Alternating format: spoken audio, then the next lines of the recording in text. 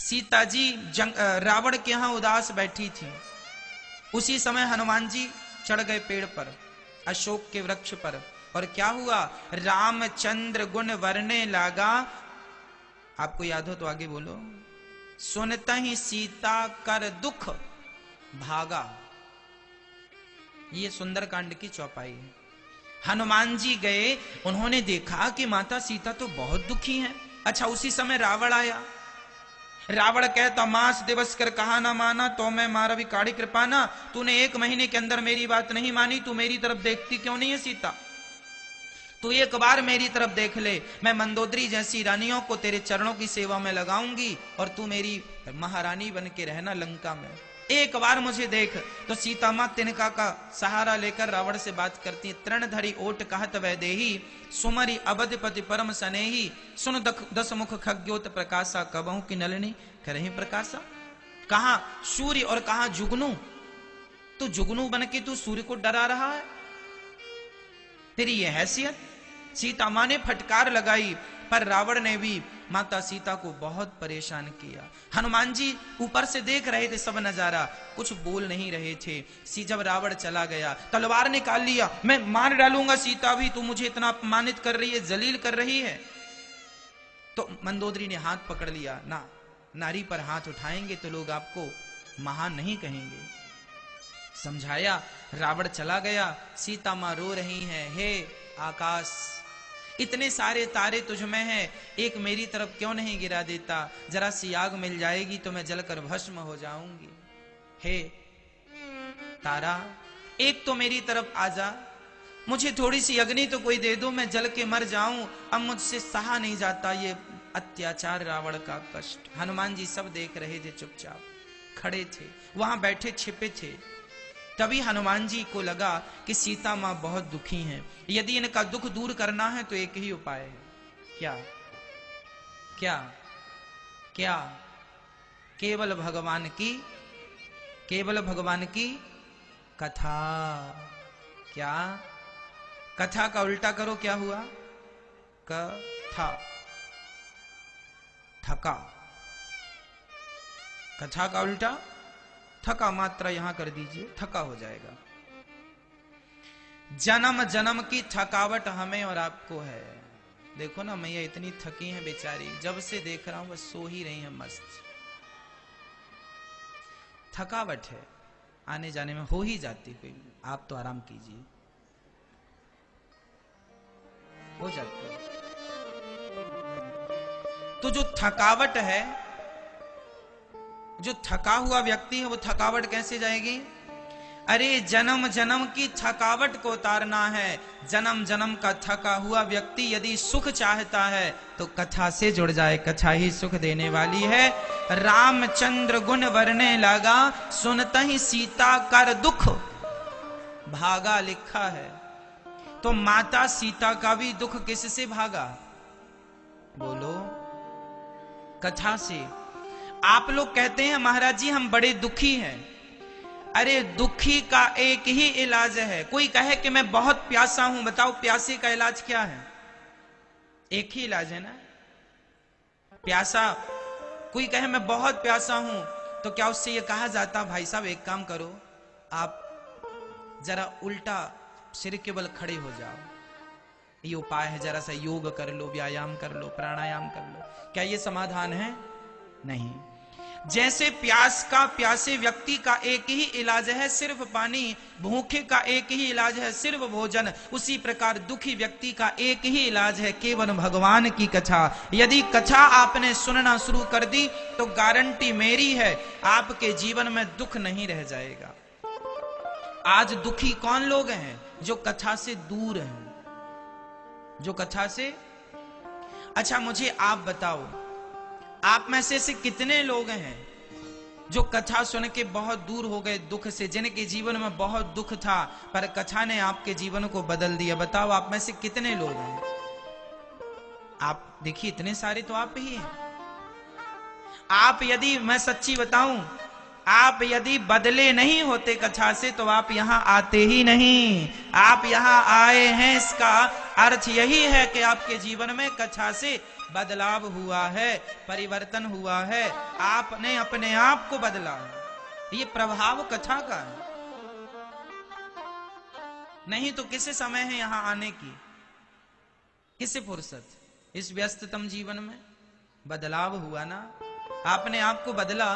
बस मेरी मां, इसलिए हमारी सुश्री मंजू जोशी जी बेटी, स्वाति जी बहन मृदुला से हैं, दुर्गा जी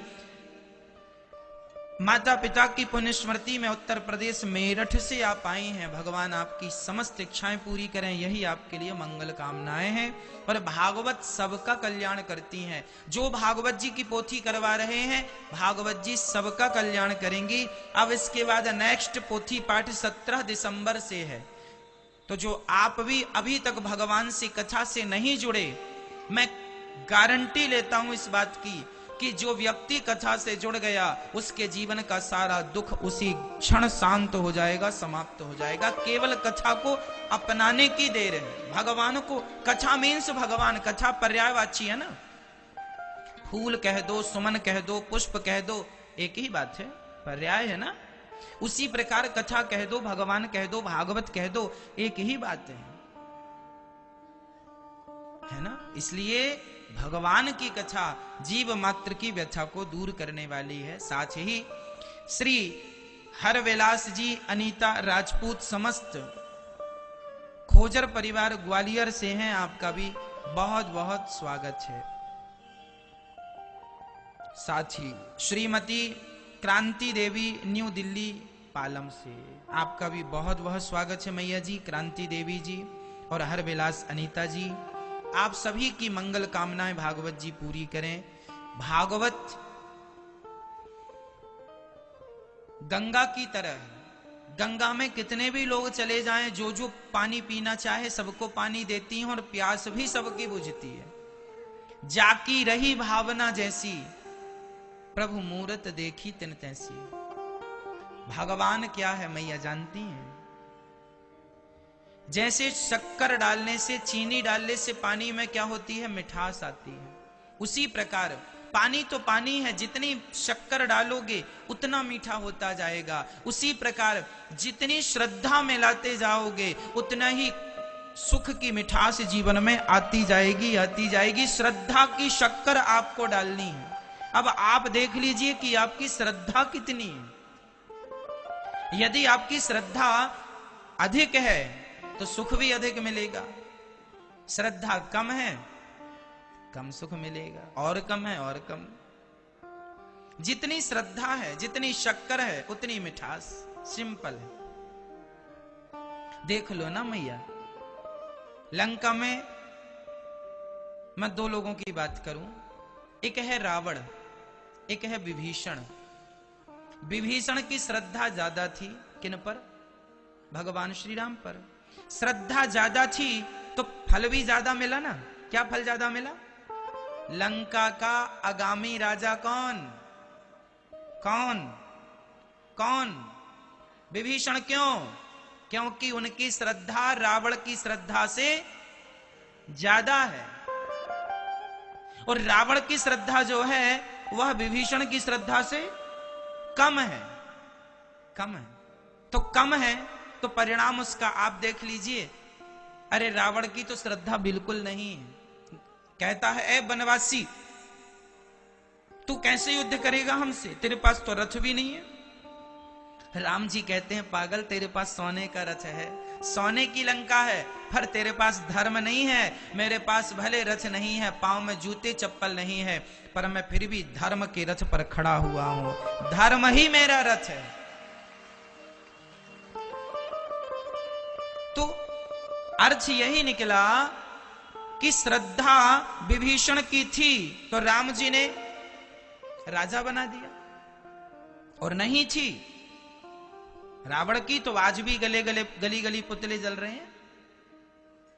इसलिए जितनी श्रद्धा की शक्कर डालोगी मेरी मां, उतना ही सुख की मिठास मिलती चली जाएगी, है ना। कोई ये ना, हे भगवान तुमने हमें बड़ा दुख दे दिया। अरे भाई, भगवान तुम्हारे दुश्मन थोड़ी हैं। तुम्हारी श्रद्धा कम थी तो हमें सुख भी कम मिला है। मीराबाई की श्रद्धा इतनी ज्यादा थी कि द्वारिकाधीश ने मुंह खोल दिया और मुंह में पूरी की पूरी मीरा समा गई। मीरा की कहीं समाधि थोड़ी है। द्वारिकाधीश कोई पत्थर की मूर्ति नहीं है, प्रत्यक्ष भगवान है वो। मुंह खुला भगवान का और मीरा समा गई। आज तक सदियां बीत गई है ना, लेकिन कितनी सदी बीत गई, लेकिन आज तक मीरा का नाम सबकी जिह्वा पर है, बड़ी श्रद्धा से। इसलिए श्रद्धा जितनी होगी सुख उतना होगा। श्रद्धा जितनी, आज लोग दुखी क्यों हैं? क्योंकि श्रद्धा नहीं है। गीता में लिखा क्या है सुनो, श्रद्धा के लिए, श्रद्धावान लभते ज्ञानम। ज्ञानी किसे कहेंगे आप? यदि आप पढ़ लिख गए और पढ़ाई लिखाई करके ज्ञानी हो गए, बड़ी डिग्रियां पाली, तो आपको क्या लगता आप ज्ञानी हो गए? ना जी, आपकी श्रद्धा आपको ज्ञान देगी। श्रद्धा श्रद्धावान लभते ज्ञानम। शिष्य की श्रद्धा गुरु जी पर हो, गुरु चरणों में हो, तो गुरु कृपा से ही उसे ज्ञान मिल जाता है। इसलिए श्रद्धा जरूरी है। इसलिए आज से आपको 7 दिन तक क्या रखनी है?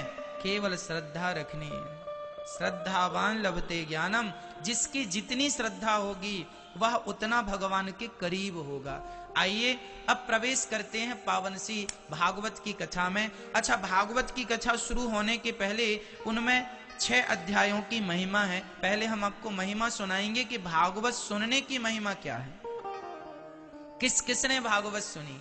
आपको पता है भागवत सबसे पहले किसने सुनी थी? भागवत सबसे पहले किसने सुनी बताओ? सुनी किसने थी? सुखदेव जी ने तो सुनाई थी। भागवत के सबसे पहले श्रोता हैं राजा परीक्षित और पहले वक्ता हैं श्री सुखदेव भगवान। कहां पर यह कथा हुई थी? शुकताल, गंगा के किनारे। राजा परीक्षित का प्रश्न था कि मुझे 7 दिन में मरना है, बताइए मैं क्या करूं? सुखदेव भगवान ने कहा कि जिसके जीवन में ओनली 7 वर्ष बचे हैं, 7 दिन बचे हैं, उनके लिए केवल भगवान की कथा है। देखो, ऑप्शन कथा ही है, दूसरा कोई ऑप्शन नहीं है ना। फिर सुनो, इसके बाद भागवत को सबसे पहले इसके बाद धुंधकारी ने सुनी थी, है ना। मैया जी, आप धुंधकारी को जानती हैं? जानते? क्यों, आपके पड़ोस में रहता क्या?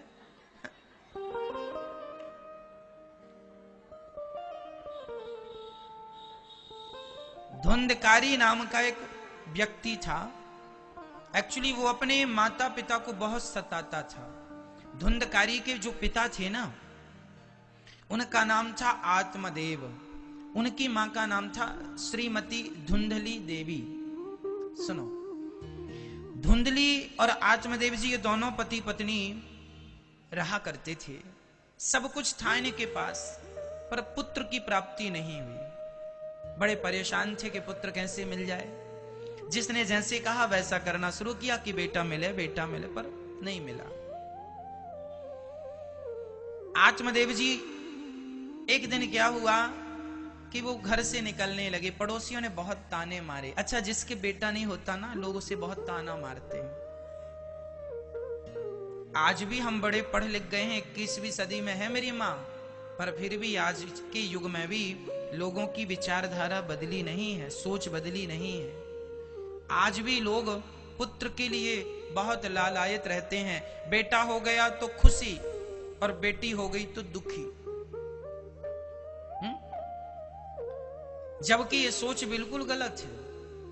अरे बेटी हो या बेटा हो, विधाता का प्रसाद मान के दोनों में हैप्पी रहना चाहिए, खुश रहना चाहिए। क्यों जी? लेकिन बेटी होगी, किसी की छोरी होगी तो छोरी नहीं हुई, ऐसा लगता घर में चोरी हो गई। और छोरा हो गया तो ढोल नगाड़े बजने लगे। और खासकर इन सब्जेक्टों पे पुरुषों का ध्यान बिल्कुल नहीं रहता, अधिकाधिक महिलाओं का इसमें ध्यान रहता है। पुरुष को कोई लेना देना नहीं है कि बेटा है कि बेटी है, बढ़िया है दोनों।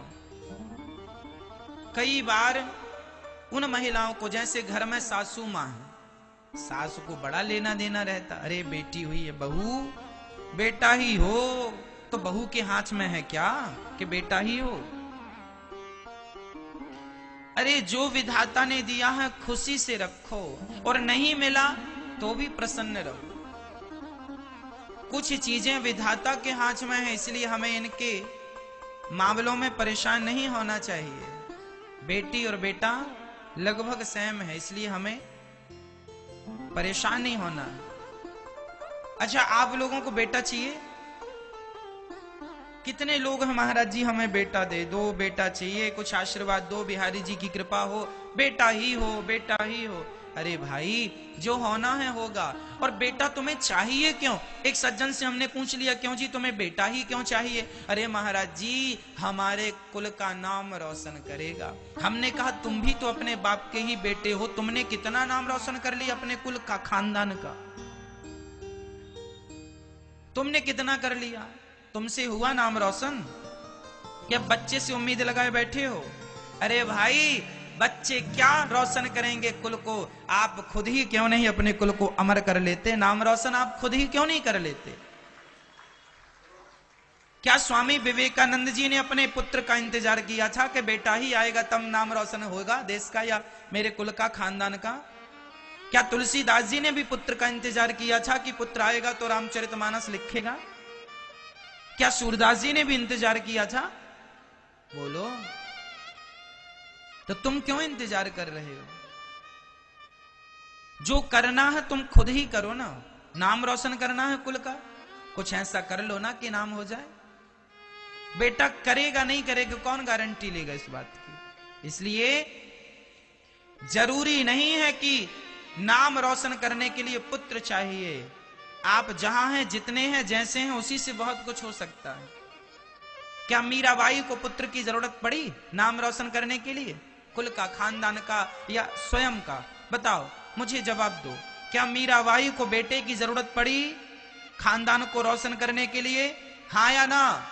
नहीं। तो फिर आपको क्यों जरूरत है बेटे की? जो दे विधाता रख लो, नहीं तो परमात्मा का नाम जपने के बाद कुछ पाने की इच्छा नहीं रह जाती। तो एक उन्हें पा लिया तो फिर किसी को पाना शेष नहीं है, सब मिल गया।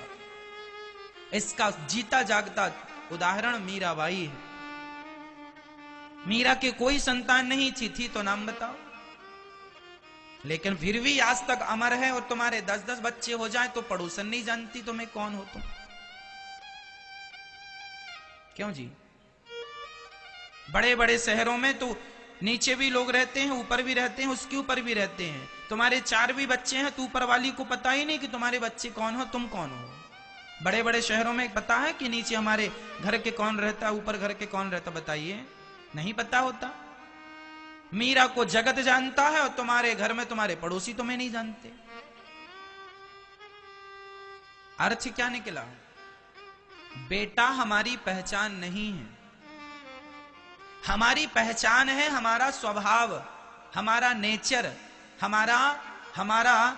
हमारे संस्कार। हम क्या बताएं? अगर निर्भर बनोगे, दूसरों पर गिड़गिड़ाओगे तो अपना मान भी सम्मान भी सब कुछ गवाओगे। निर्भर नहीं। एक सज्जन से हमने पूछा, बेटा क्यों चाहिए? महाराज हम मर जाएंगे, चिता में आग कौन लगाएगा? बेटा ही तो लगाएगा। हमने कहा पागल, दुनिया एडवांस हो गई, आजकल बेटों की जरूरत ही नहीं है, मशीन ही जला देती है। बताओ जी, अभी कोरोना काल में किनके बेटे काम आए? लगा पाए चिता में आग? हाँ या ना? पैदा किया था ना इसलिए कि चिता में आग लगाएगा, नहीं लगा पाया ना। फिर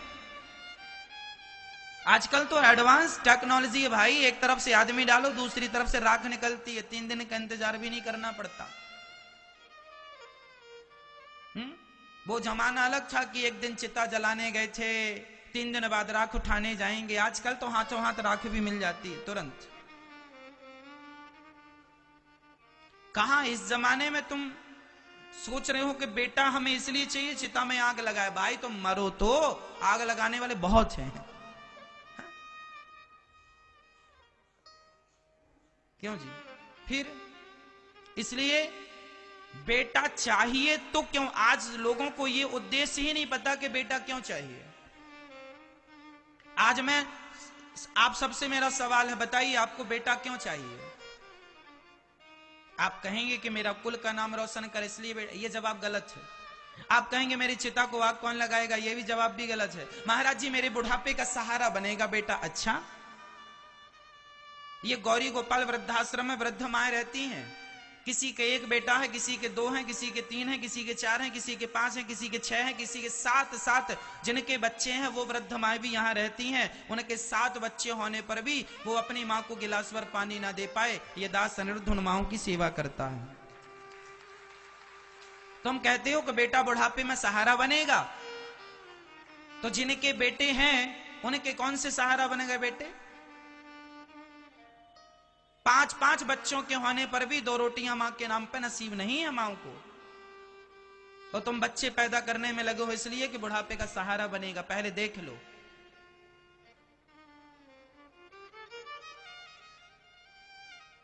तुम्हारा उद्देश्य गलत है पुत्र प्राप्ति का। मैं बताता हूं कि पुत्र क्यों चाहिए, बेटा क्यों चाहिए। बेटा मेरा सहारा बनेगा, ये थिंकिंग, ये सोच, ये विचारधारा, ये पुरानी सोच है। अपडेट करो अपने आप को। आजकल कोई बेटा किसी माँ बाप का सहारा नहीं बनता। बनते हैं, अरे चलो मैं कहता हूं बनते भी हैं। तो क्या तुम्हारे दर्द को बेटा बांट लेगा? तुम्हारे बुढ़ापे की तकलीफ को बेटा बांट लेगा?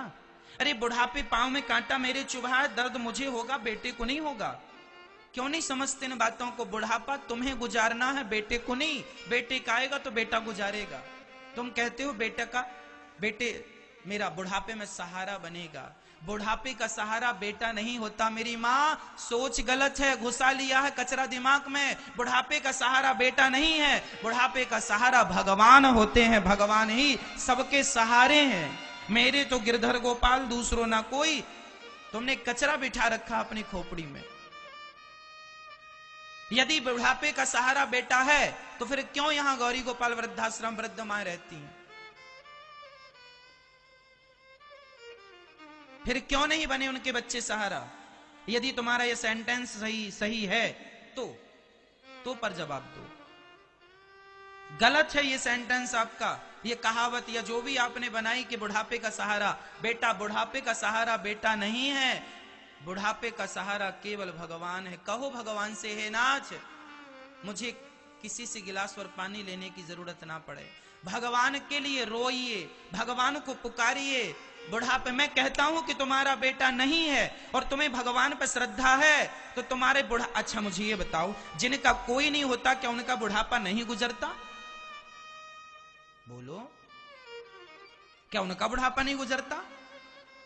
कौन गुजारता है? अरे भगवान ही किसी ना किसी रूप में आकर के, यदि तुमने कभी भी एक बार भी श्रद्धा से उन्हें पुकारा होगा ना मेरी मां जिंदगी में, तो वो तुम्हारा सहारा बन के तुम्हारे जीवन में तुम्हारा दुख हरने के लिए जरूर आएंगे। ये विश्वास रखना।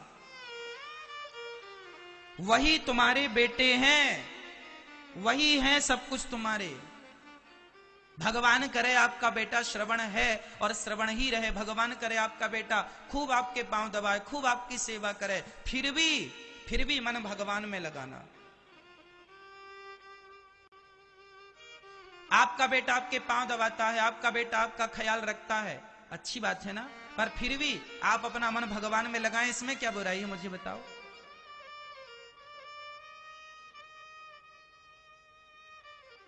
भगवान ही सत्य है इस सृष्टि का, कोई काम नहीं आता। द्रौपदी के सामने बैठे तो थे खुद के पति 5 भरी सभा में दुशासन साड़ी खींच रहा है, द्रौपदी पुकार रही है कोई तो बचाओ, गुरु जी बचाओ, पितामह जी बचाओ, अर्जुन बचाओ, भीम बचाओ, नकुल बचाओ, युधिष्ठिर बचाओ, सहदेव, कोई नहीं आया। बैठी तो थी सब, प्रत्यक्ष प्रमाण है, इतिहास को नकार दोगे क्या? कौन आया? यदि द्रौपदी के नहीं आए 5 पति संकट में, तुम्हारे आ जाएंगे। क्यों नहीं समझते हैं लोग? तुम्हें बेटों का घमंड है, बेटा आएगा। हैं जिनके 5 उनके कहां आ रहे हैं।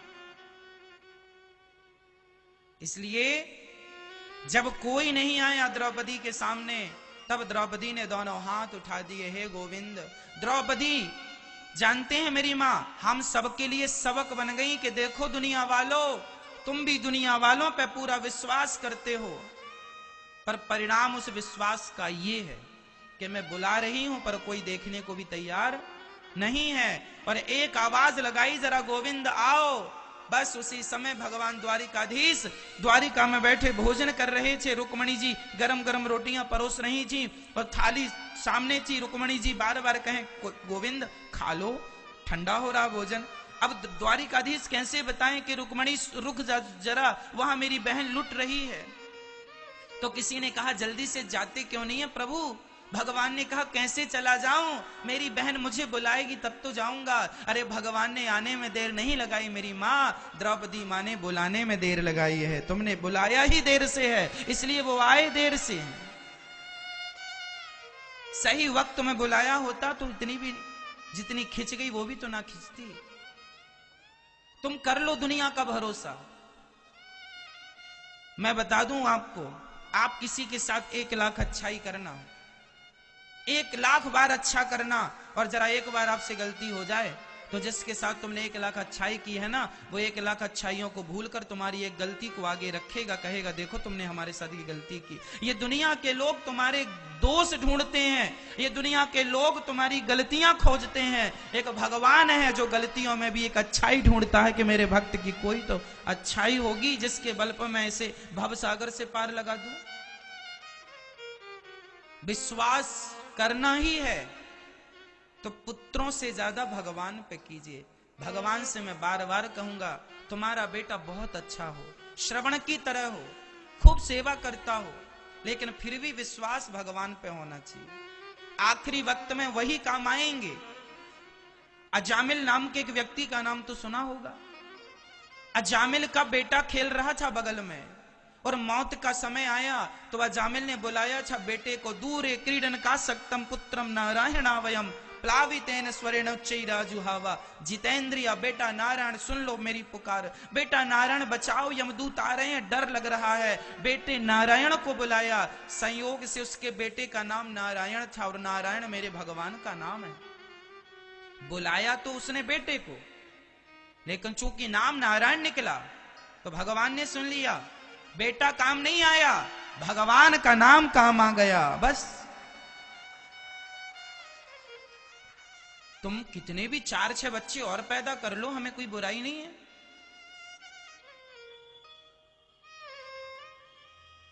परंतु काम केवल भगवान ही आने वाले हैं। ये सृष्टि ना तुम चला रहे हो, ना तुम्हारे बच्चे चला रहे हैं, ना हम चला रहे हैं, ये संसार वही चला रहे हैं। इसलिए इस सच्चाई, कुछ लोग कहते हैं महाराज जी, एक सज्जन हमसे बोले महाराज जी मैं तो भगवान को मानता ही नहीं हूं। तो नहीं मानते तो चूल्हे में जाओ, मत मानो। तुम्हारे ना मानने से होगा क्या? आप कहते हैं मैं भगवान को नहीं मानता, मत मानो। तुम्हारे ना मानने से क्या हो जाएगा? क्या तुम्हारे ना मानने से ईश्वर की सत्ता कम हो जाएगी? क्या ईश्वर छोटा हो जाएगा तुम्हारे ना मानने से? तुम हो कौन पहले ये तो बताओ। दुनिया के नक्शा में तुम्हारा स्थान कितना है? दुनिया के मैप में तुम कहां दिखते हो मुझे बता दो। तुम्हारा घर कहां दिखता है मुझे बता दो। क्या है तुम्हारी हैसियत, क्या है तुम्हारी वैल्यू, क्या है तुम्हारी औकात? तुम कहते हो मैं भगवान को नहीं मानता, मत मानो। उल्लू भी कहता है मुझे सूर्य नजर नहीं आता। सारी उल्लुओं ने मीटिंग की, बोले हमें तो सूर्य दिखता ही नहीं है। उन्होंने कहा सूर्य होता ही नहीं है। अरे भाई साहब सूर्य होता है, तुम्हें नजर नहीं आता क्योंकि तुम उल्लू हो। उसी प्रकार ईश्वर है, पर कुछ उल्लुओं को नजर नहीं आते तो वो कहते रहते हम नहीं मानते, नहीं मानते तो चूल्हे में जाओ। तुम्हारे ना मानने से क्या हो जाएगा? उल्लू को सूर्य नजर नहीं आता, इससे सूर्य का अस्तित्व तो कम नहीं हो जाएगा, सूर्य की गरिमा तो कम नहीं हो जाएगी। सूर्य है, ये बिल्कुल अटल सत्य, तुम भी देखते हो मैं भी देखता, पर उल्लू कहता नहीं है क्योंकि उसे दिखता नहीं है। क्योंकि उसे सूर्य को देखने की आंखें ईश्वर ने नहीं दी। सच्ची है, ईश्वर को भी वही देख सकता है जैसे ईश्वर ने स्वयं को देखने की आंखें प्रदान की हों। आपको ईश्वर ने आंखें दी हैं। कहते हैं सोई जाने जही देहु जनाई, जानत तुम्हें होई जाई। अरे भगवान को भी वही जान सकता है जिन्हें वो स्वयं जनाना चाहें। वो नहीं जनाना चाहेंगे तो तुम्हारे जन्म लग जाएंगे। चलो मैं उदाहरण देता हूं। एक थे अर्जुन, एक था दुर्योधन। दुर्योधन क्या भगवान श्री कृष्ण को जान सका? कौन है ये? वो क्या कहता है? ग्वाला है ये, ग्वाला। दुर्योधन भगवान कृष्ण को क्या कहता है? एक ग्वाला है। भगवान शांति दूत बनकर आए तो सैनिकों से कहता है बंदी बना लो ग्वाले को। बड़ी बातें कर रहा है शांति की। कहता है 5 गांव दे दो पांडवों को, मैं सुई की नोक बराबर जगह भी, जितनी जगह में सुई टिक जाती है उतनी जगह भी पांडवों को नहीं दूंगा। ग्वाला, बंदी बना लो इसे। भगवान ने अपना विराट रूप दिखाया, चक्कर में पड़ गया, फिर भी नहीं समझा। और यहां अर्जुन भगवान के सामने हाथ जोड़कर खड़े हैं। क्यों? भगवान अर्जुन को अपना रूप, अपनी भक्ति देना चाहते थे, सो दे दिए। भगवान अपनी भक्ति जिनको देंगे वही भक्ति कर पाएंगे। अरे भक्ति की भिक्षा भी तो सबको नहीं मिलती। आज आप वृंदावन बैठे हैं, ये आप अपने भाग्य से नहीं, ये भगवान की कृपा से बैठे हैं। तुम्हारे भाग्य में ये नहीं था, लेकिन कहते हैं कि भाग्य को भी भगवान की कृपा बदल सकती है। ये भगवान की कृपा है, इसलिए इसको कृपा ही मानो। भगवान नहीं है ये सवाल ही नहीं है। यदि ईश्वर नहीं है तो उसका जिक्र क्यों है? सवाल खड़ा होता है। यदि तुम कहते हो ईश्वर को मैं नहीं मानता, नहीं है, तो फिर जिक्र क्यों है उसका? प्रमाण क्यों मिल रहे हैं उसके? इसलिए संशयात्मा विनश्यति, उस व्यक्ति का विनाश हो जाता है जो भगवान पर संदेह करता है। एक बार माता सती ने भगवान पर संदेह किया था। जानते हैं आप ये कथा? भगवान शंकर जी की पत्नी का नाम था माता, मेरी माता आपकी माता, माता सती, दक्ष की बेटी। एक बार सती और शंकर जी दोनों अगस्त जी के आश्रम में गए। एक बार त्रेता युग माही शंभु गए कुंभज ऋषि पाही, संग सती जगजननी भवानी पूजे ऋषि अखिलेश्वर जाने। एक बार भगवान शंकर के साथ माता सती गई तो अगस्त जी ने राम कथा सुनाई बढ़िया सी। राम जी ऐसे, राम जी ऐसे, राम जी ऐसे, राम जी। पूरी कथा हुई, शंकर जी ने प्रणाम किया, चले। अच्छा, वह त्रेता युग था। उस समय राम जी सचमुच सीता मां को ढूंढ रहे थे। रावण सीता मां को चुरा चुका था और राम जी रोते रोते कह रहे थे, हे खग मृग हे मधुकर श्रेण, तुम देखी सीता मृग ने।